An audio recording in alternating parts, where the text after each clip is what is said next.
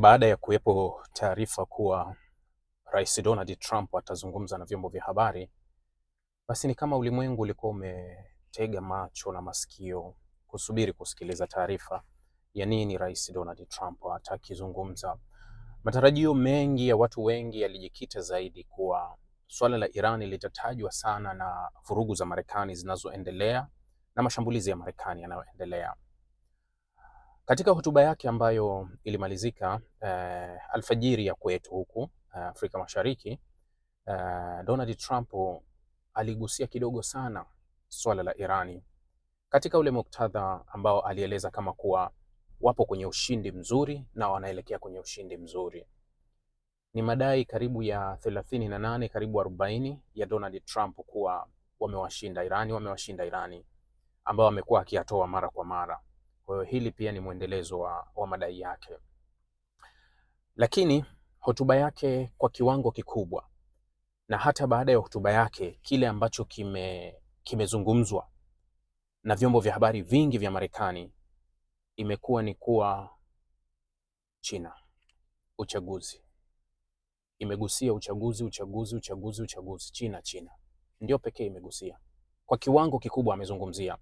Amezungumzia kuhusu uchaguzi wa mwaka 2020 ambao anadai China waliuingilia, lakini hajagusia uchaguzi uliomuingiza yeye madarakani ambao pia ulilalamikiwa kuwa Urusi walikuwa wameingilia. Na katika awamu yake ya kwanza Donald Trump alizuia hali zote kuhojiwa kwa maafisa wa White House kuhusu nini kilitokea au ilikuwaje akashinda kwenye ule uchaguzi wa awamu ya kwanza ya Donald Trump. Manake Urusi ilitajwa kwa kiwango kikubwa kuwa ilikuwa imeingilia ule mchezo wa uchaguzi, lakini Donald Trump baada ya kushindwa na Joe Biden akasema kuwa aliibiwa uchaguzi, na aliendelea na madai hayo yote katika kipindi chote cha utawala wa Joe Biden, na hata alivyorudi madarakani akaendelea na madai hayo ambayo hajawahi kuthibitisha huo wizi. Lakini si China tu ambayo imetajwa kwenye kuhusika kwenye hizi vurugu za uchaguzi wa Marekani. Venezuela pia imetajwa kuwa imehusika kuingilia mifumo ya uchaguzi wa Marekani.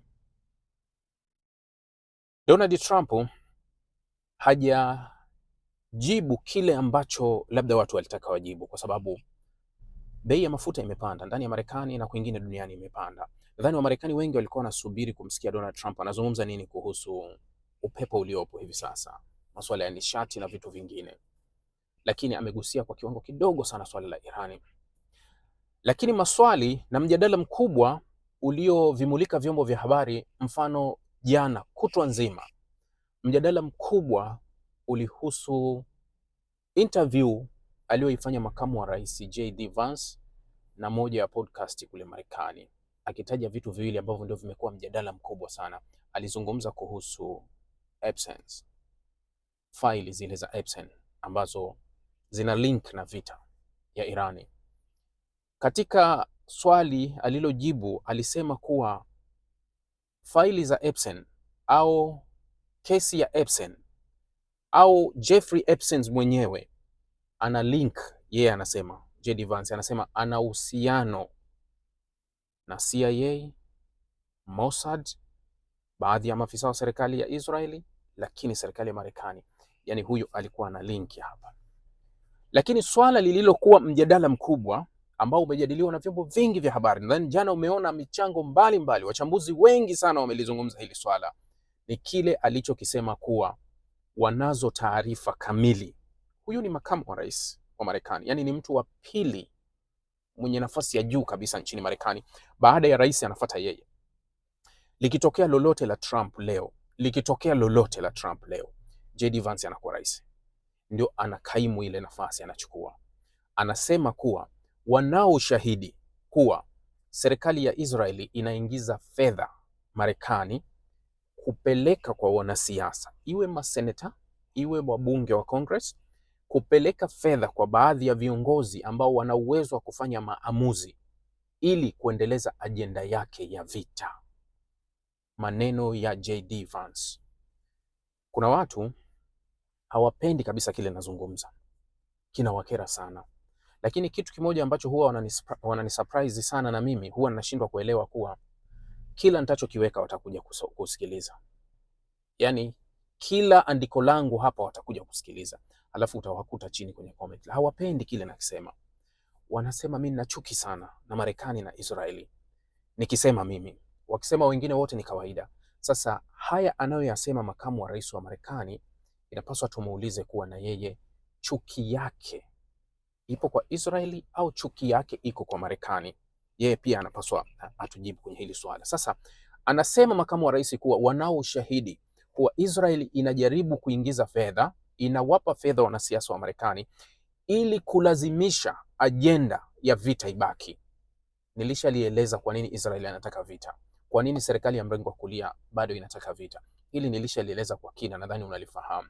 Na kwa nini Marekani hili swala wanaliepusha, nilishalieleza. Donald Trump ametoa majibu mengi sana kwenye swala ya uchaguzi, kwa sababu yote ni hofu ya uchaguzi wa Novemba inayokuja.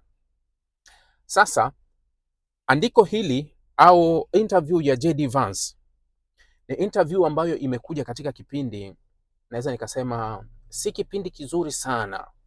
Ni kipindi ambacho CENTCOM alfajiri ya leo wanatoa taarifa, wanasema kuwa wamemaliza kufanya wave ya 6, yani wamemaliza kufanya mashambulizi ya 6 mfululizo kwa Irani.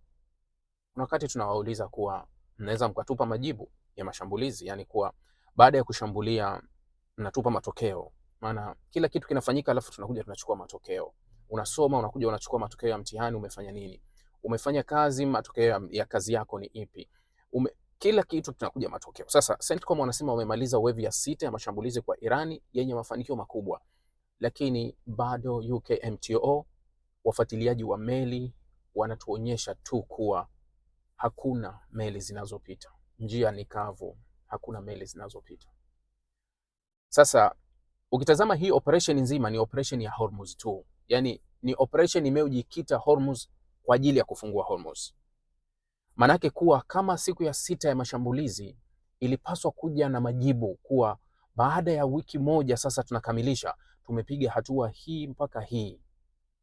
Nilizungumza na nikahoji wakati Donald Trump naye akitupasha kuhusu hiki kuwa maendeleo ya vita kuwa tumeshinda. Wakati wa vita karibu wiki 3-2, niliwauliza nikawaambia, kama ni kweli Marekani anafanikiwa kwenye hii vita, au wanaweza katuambia wamefika wapi? Kwa sababu tukirudi nyuma upande wa Iraq, mfano vita ya Iraq ya mwaka 2003, Marekani iliwachukua yeye na washirika wake, iliwachukua mwezi mmoja na wiki moja wakamaliza kazi kila kitu, lakini mpaka wiki 3 tayari walikuwa maeneo mengi ya ndani ya ardhi ya Iraq wakiwa wanaelekea Baghdad. Hali kadhalika Libya ilikuwa ni hivyo hivyo. Muda mchache walikuwa wakitupa update kuwa tumesogea mji fulani, tumekwenda hapa. Juzi tu hapa tulikuwa pamoja wakati anadondoka Bashar al-Assad hapa. Tuliwaona HTS walivyokuwa wakitoka kule Halep, walitokea Aleppo wakasogea Homs, wakaenda Hama. Tulikuwa tunawaona zile step zao, yani wanasogea, wanakwenda, tunawaona kuwa hao wanakwenda kuchukua kitu fulani. Lakini ni juzi tu hapa 2021 wakati vikosi vya Marekani vimejiondoa kule Afghanistani, tuliona Taliban walivyokuwa wakisogea. Tunasikia kabisa wako Kandahar, wako Mazar Sharif, wako wapi. Tunawaona zile step zao, wanasogea na wanachukua. Marekani yuko wapi? Wapi yupo? Kutupa majibu kuwa leo amezungumza Donald Trump, anasema tu tuko kwenye mwelekeo mzuri na tumeshinda. Mko wapi?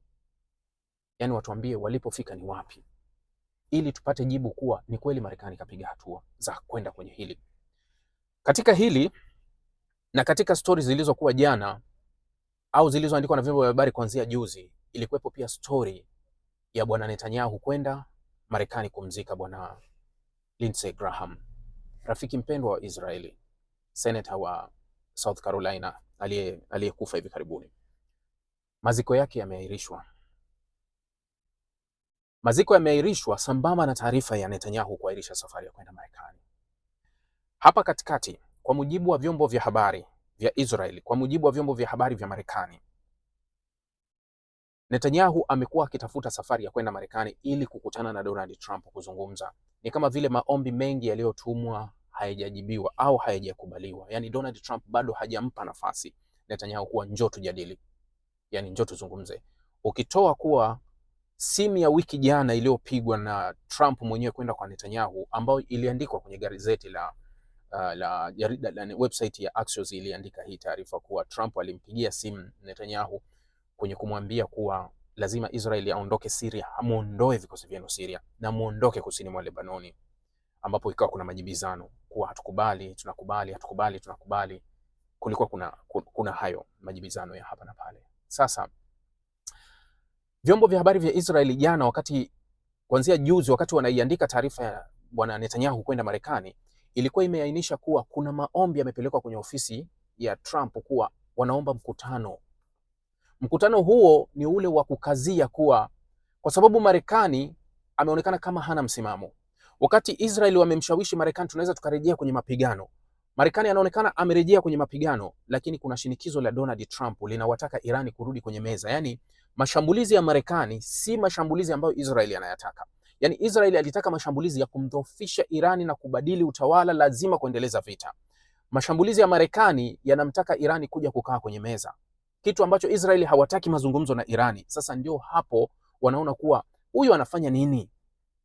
Sisi tulitaka arejee kwenye vita kamili, sio arejee kuja kumshambulia Irani, amuombe Irani kuja kukaa kwenye meza, kama alivyosema Donald Trump kuwa wasipokubaliana na sisi tutaharibu madaraja, tutapiga power plant zao, yani ni mitambo yao ya kuzalisha umeme, tutapiga maeneo mengi ya kiraia kama wasipokuja kukaa kwenye meza. Sasa Israeli hawataki swala la meza, wao Israeli wanataka vita. Ndio sababu Netanyahu anakwenda Marekani kuwa aombe wazungumze na Trump ili amuelekeze jambo jipya, ikiwemo kumpa sasa taarifa kamili ambayo iliandikwa na vyombo vya habari vya Israeli juzi kuwa Irani wanapanga kumuua Donald Trump. Irani wanapanga kumuua Donald Trump, hilo likiwemo. Sasa ziara haendi tena mpaka pale watapotangaza kuwa Lindsey Graham atazikwa lini, ili apate sababu ya kwenda, kwa sababu Netanyahu anabaki kuwa ndio kiongozi. Amekwenda mara nyingi Marekani toka Donald Trump amerudi awamu ya pili, na mara nyingi amekwenda kwa mialiko, anaitwa njoo, anakwenda kwa sifa. Lakini mara hii wameomba sana, hakuna, imeshindikana kuwa hapati mwaliko. Ni kwa sababu ndani ya ujasusi wa ndani wa Marekani unathibitisha kuwa Israeli imekuwa ikifanya mipango ya juu chini kwa chini kuhakikisha kuwa hakuna makubaliano kati ya Marekani na Irani. Ni kuwa Trump amekasirika kwa sababu Israeli wanadhibiti mipango yake, au ni kipi ambacho kinatokea? Tutayajua hayo mengine huko baadaye ambayo yanaweza yakajiri. Lakini kuna taarifa nitayomalizia nayo hapa, iliandikwa jana na Reuters. Taarifa hii inadai kuwa Irani imewasiliana na washirika wake wa Yemen wa Houthi, ikawaambia kuwa ikiwa Marekani atatushambulia kwenye miundombinu yetu ya kiraia, fungeni mlango wa Bab el-Mandeb. Yani wanaagizwa wa Houthi, fungeni mlango wa Bab el-Mandeb. Wakati huo msemaji msemaji wa IRGC anasema kuwa wakati wao wataharibu kila kitu chetu, tutahakikisha hakuna kitachosimama Mashariki ya Kati. Yani kila kilichosimama ambacho kinatuharibia basi hakitosimama. Lakini wakati huo Bab el-Mandeb itakuwa imefungwa. Hatujui lipi ni lipi. Wala haieleweki nani anakwenda wapi kurudi wapi, kwa sababu tishio la kuvunja madaraja limekuwa common, au limekuwa tishio la kawaida. Ni kila siku Donald Trump analitoa, tunalisikia analisema, halafu dakika za mwisho anageuka. Alituambia wiki ijayo ndio atamaliza hiyo. Okay, tunamaliza wiki leo, ngoja tuone wiki ijayo kuwa au atakuja na narrative gani nyingine ambayo atuambie kwa Irani wameniambia hiki na hiki, wanakuja kwa hili. Kwa sababu hata jana wakati msemaji wa White House anazungumza na vyombo vya habari, Caroline Levitt alizungumza akasema kuwa wapo kwenye mazungumzo mazuri na Irani, inaonyesha nia ya mazungumzo mazuri. Lakini taarifa iliyotolewa na vyombo vya habari vya Irani jana wamesema kuwa hawapo kwenye mazungumzo yote na Marekani, na wala hawataki mazungumzo yoyote na Marekani hivi sasa. Wao wamejikita zaidi kwenye swala la kuangalia usalama wao, kudhibiti mashambulizi, kuzuia mashambulizi. Sasa nadharia hai inayoishi ni muda ambao unatoa majibu. Majibu ni yapi? Yanakuja kwa wakati gani? Nikutakia kila la kheri, na inshallah mpaka mara nyingine nitakuja kuzungumza na wewe hapo. Okay, kila la kheri. Asante.